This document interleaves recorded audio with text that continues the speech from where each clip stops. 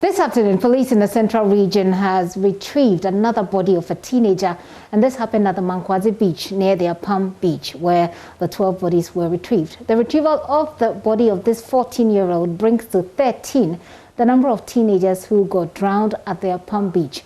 Richard Kojonyakon has details and is joining me via Zoom. Hello, Richard. Richard, now tell us, how did this last retrieval happen?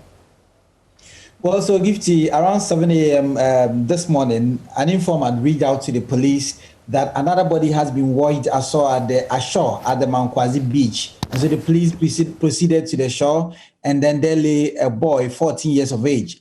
He was pronounced dead, and the body was almost decomposing. So they went to seek the attention of the medical director at the St. Luke Catholic Hospital at Apam, who subsequently gave them the go-ahead that they could go and bury the boy as directed. So if you would recall, in the midst of all of these, when the survivors were telling us that there could be more still trapped in the belly of the sea, some two parents came out to say that, well, from Sunday, they've not seen their children. So this could be an evidence that there could be more of the bodies. And so that is why the traditional authorities are still pouring libation and then performing the necessary rite to ensure that all the bodies would be washed ashore. Richard, we understand that the medical director in the region is ordering an immediate burial of this body. Why?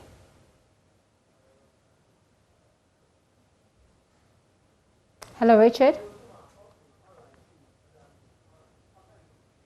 All right, it looks like Richard has just frozen up on me. But if you are just joining us, Richard is reporting from the central region that today, police in the central region has retrieved another body, this time of a 13-year-old boy, which makes the number of people who have been retrieved so far 13 so far. 12 of them were retrieved in the Apam Beach, but this body was found in the Mankoadze Beach.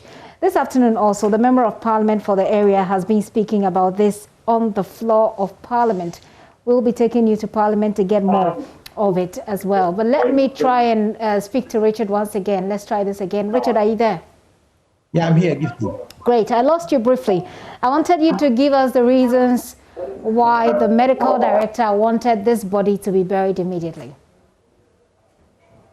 Well, that is what the police is telling us. We have not been in touch with the medical director, but this is from the police, coming from the police. They say that, well, they sought the opinion of the medical director, and he gave them the go-ahead for the body to be buried. And so we do not know the reason that have been ascribed to this kind of directive, but we know that on Tuesday, 16th of March, all the 12 bodies, 10 males, 2 females, would be buried in a mass burial of a sort. And so that is what we do know. So the addition of this boy adds to the number. It brings the total number of the people that got drowned and died to 13. So now we have 11 males and then 2 females. 11 males and 2 females, you say. What is the police saying about this rescue mission that they launched since the boys were detected to have drowned? Are they going to sustain this, or does the one found in Mankoadze bring to an end the operation?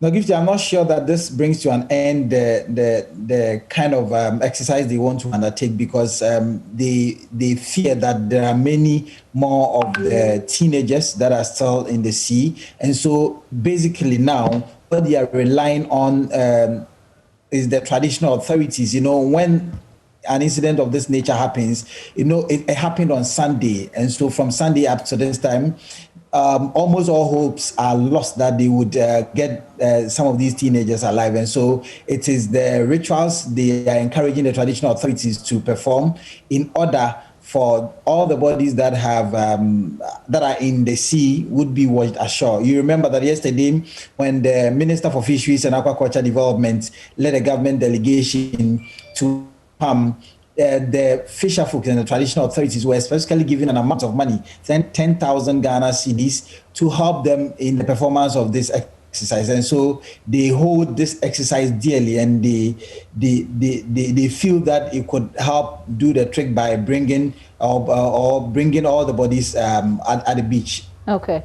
Well, that makes a lot of sense from that perspective. Richard, is there anything else that our viewers ought to know? Otherwise, let's move to Parliament. Is there, Richard? Well, so the Apam Tower is still in mourning, and even after the retrieval of this last body, in fact, it's thrown the entire community into a state of mourning.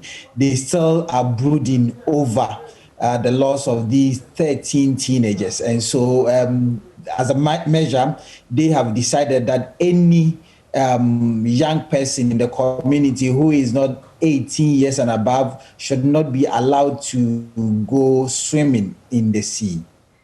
Richard, thank you. Richard Kojonya is a Central Regional correspondent.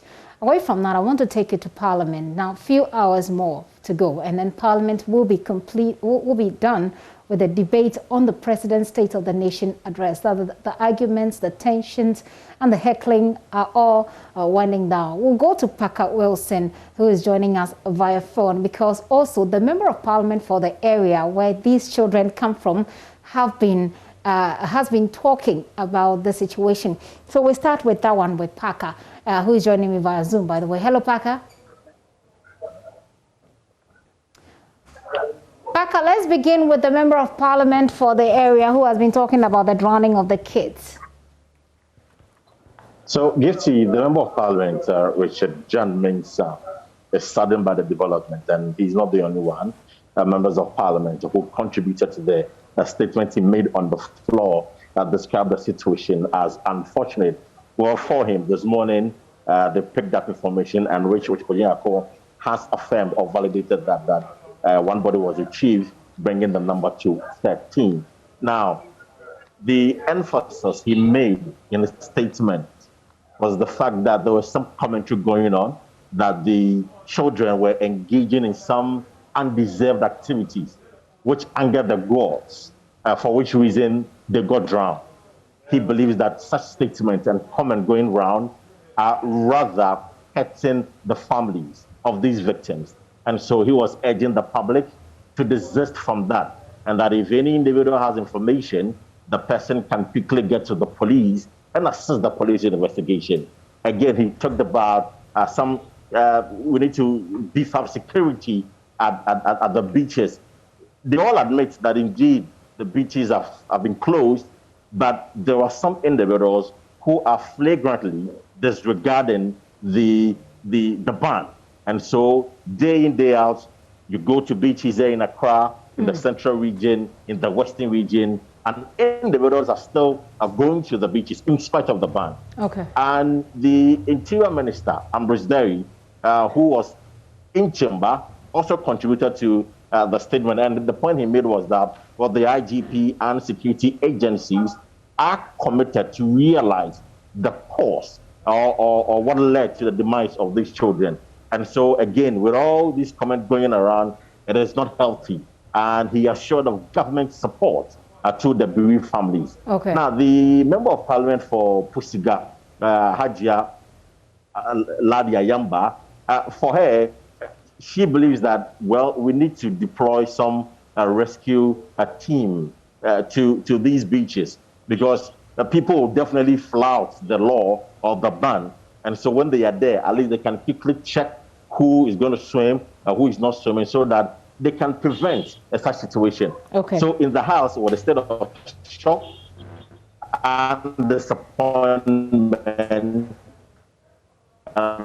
Okay, Parker, it looks like I'm losing you, Parker. Very sad over the constituency. Yes, it looks as if I was losing. It looked as if I was losing you a bit, but I did hear you up until the end. Parker, wrap up with us on the debate, and that has been going on in Parliament briefly. I'll do the debate quickly. But the MP for Norton, Ablakwa, when he was contributing to the statement, said that he was disappointed in the president for failing to talk about the incident. The incident happened on Sunday, and the president delivered the State of the Nation address on Tuesday. So he was expecting that the incident would find expression in the president's statement, which it never happened. And so he accused him of not being sympathetic towards the people he governed. So that is it for you on the Apam incident. But if you come to the floor again, I give to the debate is ongoing.